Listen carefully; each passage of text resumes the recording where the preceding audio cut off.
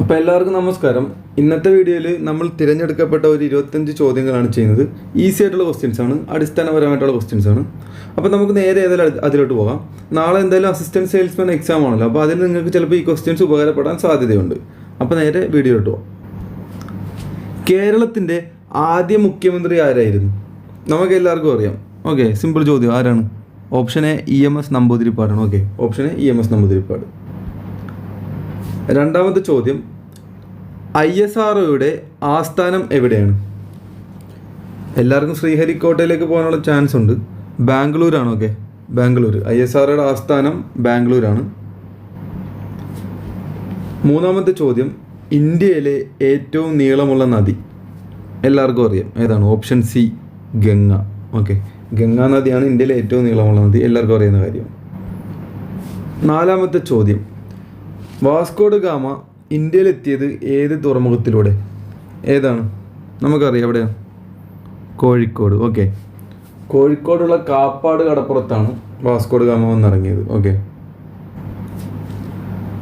അഞ്ചാമത്തെ ചോദ്യം, ഭരണഘടനയിലെ ഫണ്ടമെൻ്റൽ ഡ്യൂട്ടീസ് അഥവാ മൗലിക കർത്തവ്യങ്ങൾ അതുമായി ബന്ധപ്പെട്ട ആർട്ടിക്കിൾ ഏതാണ്? ഇത് PSC മിക്കപ്പോഴും ചോദിക്കുന്നതാണ് കേട്ടോ. ഏതാണ്? നമുക്ക് എല്ലാവർക്കും അറിയാം. Option B article 51A. Okay, article 51A ആണ് ഭരണഘടനയിലെ ഫണ്ടമെൻ്റൽ ഡ്യൂട്ടീസുമായി ബന്ധപ്പെട്ട ആർട്ടിക്കിൾ. സാധാരണ ഉപ്പിൻ്റെ അഥവാ കോമൺ സോൾട്ടിൻ്റെ രാസസൂത്രം എന്താണ്? ഇതും നമുക്ക് എല്ലാവർക്കും അറിയാൻ ചാൻസ് ഉള്ളതാണ്. ഏതാണ്? NaCl ആണ്. ഓക്കെ, ഓപ്ഷൻ എ NaCl ആണ്. അത് എല്ലാവർക്കും അറിയില്ല, സോഡിയം ക്ലോറൈഡ് എന്നാണ് അറിയപ്പെടുന്നത്.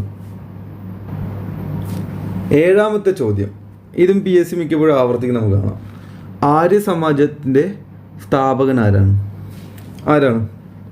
ഓപ്ഷൻ എ ദയാനന്ദ സരസ്വതിയാണ്. ഓക്കെ, ദയാനന്ദ സരസ്വതിയാണ് ആര്യ സമാജത്തിൻ്റെ സ്ഥാപകൻ. എട്ടാമത്തെ ചോദ്യം, കേരളത്തിലെ ഏറ്റവും ഉയരം കൂടിയ പർവ്വത ശൃംഗം ഏത്? കേരളത്തിലെ ഏറ്റവും ഉയരം കൂടിയ പർവ്വത ശൃംഗം ഏത്? നമുക്കറിയാം. ഏതാണ്? കേരളത്തിലെ തന്നെയല്ല, സൗത്ത് ഇന്ത്യയിലെ തന്നെ ഏറ്റവും ഉയരം കൂടിയതും ഓക്കെ, അതുപോലെ തന്നെ ഉപദ്വീപീയ ഇന്ത്യയിലെ ഏറ്റവും ഉയരം കൂടിയതും ഈ പർവ്വതം തന്നെയാണ്. ഏതാണ് ഈ പർവ്വത ശൃംഗം? ഏതാണ്?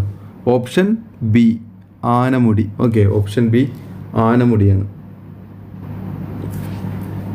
ഇനി പറയുന്നു, ഇന്ത്യൻ ഭരണഘടനയുടെ പിതാവായി അറിയപ്പെടുന്ന ആര്? നമുക്ക് എല്ലാവർക്കും അറിയാം. സിമ്പിൾ ചോദ്യം. ആരാണ്?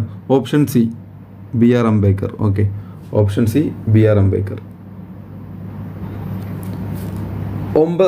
പത്താമത്തെ ചോദ്യം, മലയാള മാസമായ ചിങ്ങം ഏത് ഇംഗ്ലീഷ് മാസത്തോടാണ് യോജിക്കുന്നത്? ഈ ഓപ്ഷൻ ഒന്ന് നോക്കിയേ. ഒരു ശരാശരി മലയാളി എന്ന നിലയിൽ നിങ്ങൾക്ക് ഇതിൻ്റെ ഉത്തരം കിട്ടും. ഓപ്ഷനിൽ നിന്ന് തന്നെ എടുക്കാന്നുള്ളൂ. ഏതാണ്? ഏതാണ്? Option B. Option B August September. Okay, August September. 11ാമത്തെ ചോദ്യം, മനുഷ്യ ശരീരത്തിലെ ഏറ്റവും ചെറിയ അസ്ഥി ഏത്?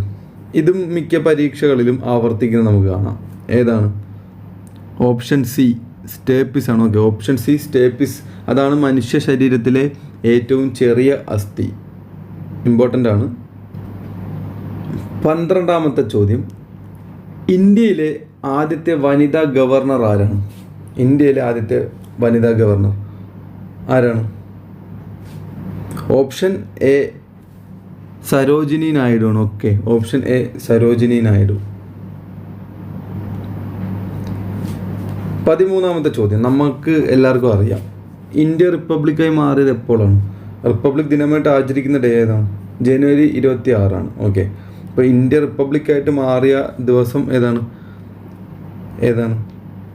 ഓപ്ഷൻ ബി 1950 ജനുവരി 26. ഓക്കെ, 1950 ജനുവരി 26. സിമ്പിൾ ചോദ്യമാണ്, നമുക്ക് എല്ലാവർക്കും അറിയാവുന്നതാണ്. 14ാമത്തെ ചോദ്യം, ലക്ഷദ്വീപിൻ്റെ തലസ്ഥാനം ഏതാണ്? മിനിക്കോയ്, അഗത്തി, കവരത്തി, കൽപ്പേനി, ഇതിലേതാണ് ലക്ഷദ്വീപിൻ്റെ തലസ്ഥാനം? ഏതാണ്? ഓപ്ഷൻ സി കവരത്തിയാണ്. Okay, option C Kavaratti. അതാണ് ലക്ഷദ്വീപിൻ്റെ തലസ്ഥാനം. 15ാമത്തെ ചോദ്യം, രക്തസമ്മർദ്ദം അളക്കാൻ ഉപയോഗിക്കുന്ന ഉപകരണം ഏത്? ബാരോമീറ്റർ, താപനില അളക്കുന്ന യന്ത്രം, സ്ഫിഗ്മോമാനോമീറ്റർ, അനിമോമീറ്റർ. ഇതിലേതാണ്? ഏതാണ്? ഓപ്ഷൻ സി സ്ഫിഗ്മോമാനോമീറ്റർ ആണ്. ഓക്കെ, അതാണ് രക്തസമ്മർദ്ദം അളക്കാൻ ഉപയോഗിക്കുന്ന ഉപകരണം. ഇനി പറയുന്നു, ഭാരത പര്യടനം എന്ന കൃതി രചിച്ചതാരാണ്? Option A Kumaranasan, B Sreenarayana Guru, C Swadeshabhimani Ramakrishna Pillai, D Kuttikrishna Marar. ഇതിലാരാണ് ഭാരത പര്യടനം എന്ന കൃതി രചിച്ചത്? Option D Kuttikrishna മാരാറാണ്. Okay, option D Kuttikrishna മാരാറാണ് ഭാരത പര്യടനം എന്ന കൃതി രചിച്ചത്. 17ാമത്തെ ചോദ്യം, കേരളത്തിലെ ഏറ്റവും വലിയ ജില്ല ഏതാണ്? ഭൂപ്രദേശപ്രകാരം കേരളത്തിലെ ഏറ്റവും വലിയ ജില്ല ഏതാണ്? Option A Palakkad, option B Idukki, option C Malappuram, option D Ernakulam. ഇവയിൽ ഏതാണ്? ഇടുക്കിയാണ് കേട്ടോ, ഇടുക്കി. മുമ്പ് പാലക്കാടായിരുന്നു നമ്മൾ പറഞ്ഞുകൊണ്ടിരുന്ന, ഇപ്പം നിലവിൽ ഭൂപ്രദേശപ്രകാരം ഇടുക്കിയാണ് ഏറ്റവും വലിയ ജില്ല കേരളത്തിലെ. അടുത്ത പറയുന്നു, ഹാസ്യവാതകം അഥവാ ലാഫിംഗ് ഗ്യാസ് എന്നൊക്കെ നമ്മൾ കേട്ടിട്ടുണ്ടല്ലോ. ആ ലാഫിംഗ് ഗ്യാസ് എന്നറിയപ്പെടുന്നത് അഥവാ ഹാസ്യവാതകം എന്നറിയപ്പെടുന്ന വാതകം ഏതാണ്? Option A nitric oxide, option B nitrous oxide, option C carbon dioxide, option D sulphur dioxide. എന്തായാലും കാർബൺ ഡയോക്സൈഡ് അല്ലെന്ന് കോമൺ സെൻസ് വെച്ച് നമുക്ക് ഉപയോഗിച്ചിട്ട് പറയാനുള്ളൂ. ഓക്കെ, ഏതായിരിക്കും?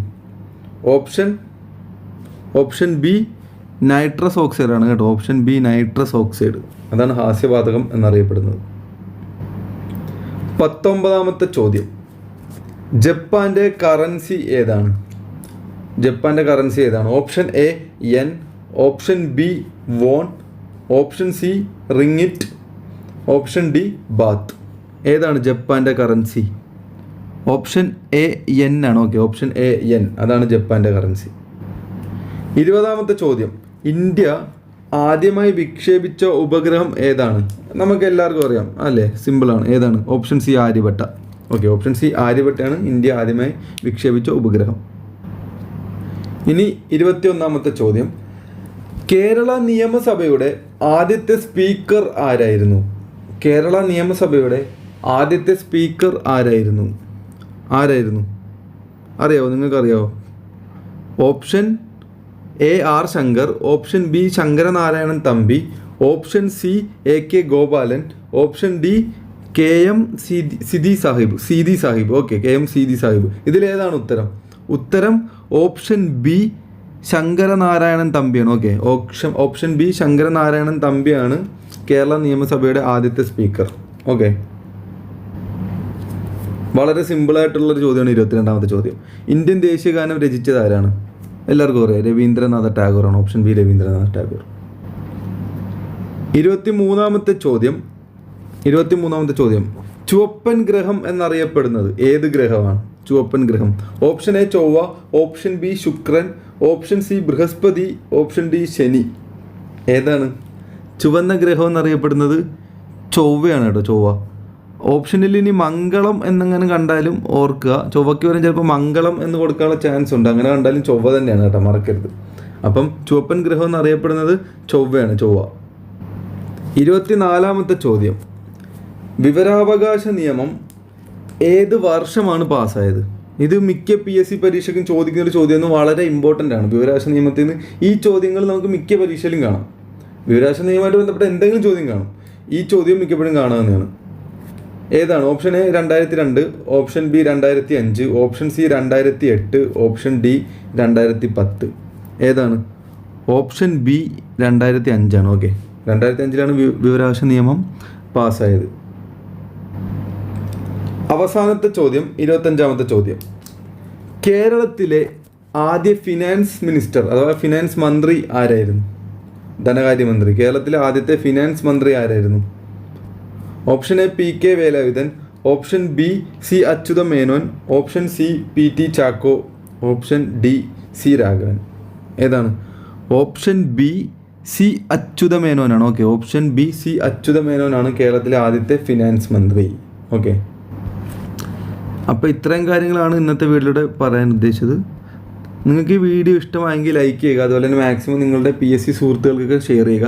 അതുപോലെ തന്നെ നിങ്ങൾക്ക് ഇഷ്ടമായെങ്കിൽ ചാനൽ സബ്സ്ക്രൈബ് ചെയ്യാനും മറക്കരുത്. നമുക്ക് മറ്റൊരു വീഡിയോയുമായി മറ്റൊരു മോക്ക് ടെസ്റ്റുമായി ഇനി വീണ്ടും കാണാം.